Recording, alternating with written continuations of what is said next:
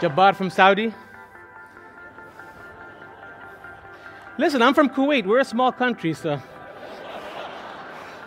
I said, Bedouin, what's up? Well, that's crossing culture, but... There's one thing that I want to say. If there's one thing that I learned from, my past experience is that to get something, whatever you want to do, you can do it as long as you believe. Like, believing is the key. But one of the memories that's the most vivid etched in my mind is of a big whale that came into the bay in front of the school, and she gave birth to her baby. What ended up happening is these dolphins came and they made a huge circle around this whale. My latest book is going to be why do I need a teacher when I've got Google, all right, when I've got the internet. What I'm about is getting people to laugh at themselves first. You don't need to take yourself seriously, you can take your responsibilities seriously.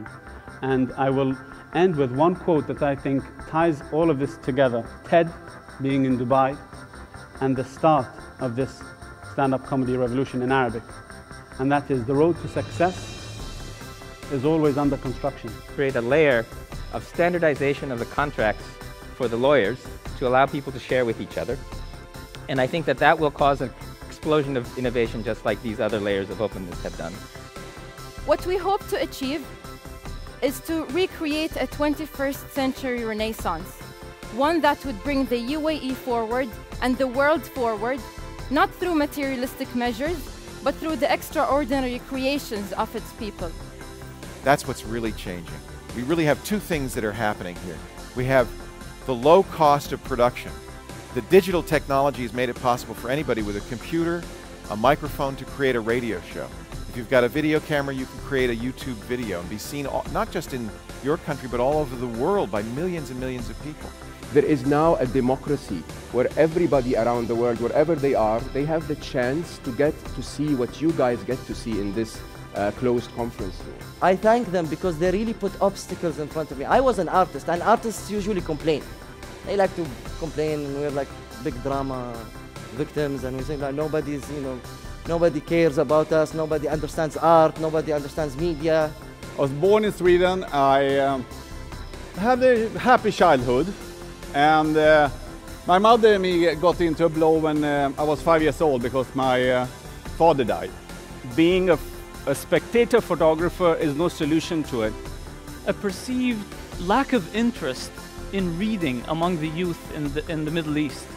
I think it's very important to actually put a concerted effort behind this. Reading is not the kind of thing that people pick up without you trying to motivate them to do it. You don't find kids who just, realize all of a sudden that I want to be reading.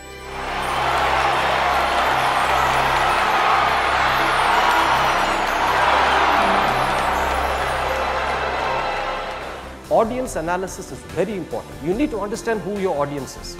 And I say preparing for a speech or a presentation without the audience in mind is like you writing a love letter to whomsoever it may concern.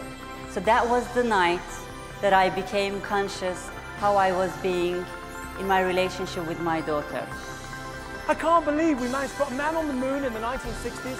Here we are, 21st century medicine, and the first point of call is still to develop things that will treat the symptom of disease instead of getting to the very cause of the problem.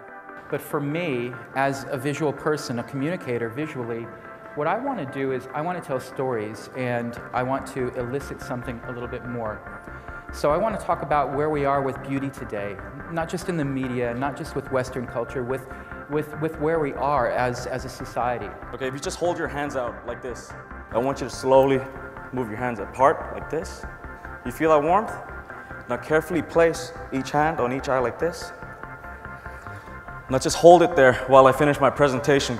And in that moment, the giver becomes the receiver. Does anyone stop you from traveling to Abu Dhabi or Sharjah? That won't happen in the UAE, but it does happen in Kashmir. I'm grateful for Dubai. I'm grateful for Canada. I'm grateful for Iraq. But mostly I'm grateful for the people that surround me. They're the ones that changed my life. They're the ones who made me who I am. And many of you are Arab in here, and you probably know this already, but when you're grateful for something, you say one thing. You say, Alhamdulillah. We English teachers are the gatekeepers, and you have to satisfy us first that your English is good enough. Now, it can be dangerous to give too much power. Because now, with the web, we are all just one click away from connecting with millions who feel the exact same way as we feel. And it doesn't matter where you are. It doesn't matter, New York, Dubai, Japan, Timbuktu. There's no way to express to you how devastating that is. I'm a man in front of you today. Again, I don't want pity or sympathy, but I'm a man with a broken heart. But my spirit is not broken. My spirit to do this job is stronger than ever. And Wikipedia isn't safe. Our job is to bring knowledge to people all around the world, and that is sometimes, in some circumstances, quite a radical act. It doesn't matter who you are, where you're from. If you can walk away today and put a little bit of music in your life, whether it's a song you hear on the radio or a concert that you go to, whether it's an instrument you decide to learn or whether you decide to join the choir. We are still young people, and we like to hang out with friends and have fun with them. But we understand the importance of connecting with nature, and we understand that the way we live our lives today will have an impact on the future of tomorrow. And with all these dreams that are waiting to be fulfilled, and all this newfound willpower to go and pursue them, dare to tell me that today is not our day.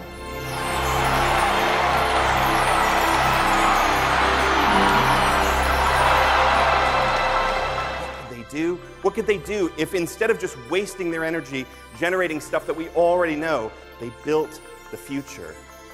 I decided I was going to try to do something myself. I decided that I would try to light a lighter. I had someone buy me one. I rolled outside the hospital. I put that lighter between my lifeless hands. And after many attempts, it lit. And no matter how many times I said, no, you don't understand, I'm just a banking analyst, I just crunch numbers, I just do spreadsheets, I don't have any money, they all continue to pour their business cards into my pocket. She's a mother, she's a sister, she's a wife, she's a daughter, she's a friend, and she's a grandmother. When we make believe, we're in two places simultaneously. We're projecting our imagination atop a current situation or circumstance. And in many ways, this is what augmented reality also is. So one of the things that we were impassioned about is really recycling, but not recycling in the usual sense, but we were an NGO. We wanted to change the world in a big way. I would go to the North Pole. Yes, you have heard correctly, to North Pole. Did I think that through? Of course not. I'm working till the moon comes up. That's when I put the shovel down. Unfortunately, although USA, Canada, Mexico, Lebanon, they have pockets of excellent services, but a patchwork of services is causing their children to face diversity between urban and rural areas. In summary, what I'm trying to say is, it's not always about saying, I love you, I love you, I love you, I love you. She won't love you back. I'm still chronically single. We could learn to learn at the speed of light. Imagine all of us with instant access to an organized knowledge bank and to each other. Imagine easy ways to get up to speed on what's already in the bank and easy ways to join in and contribute.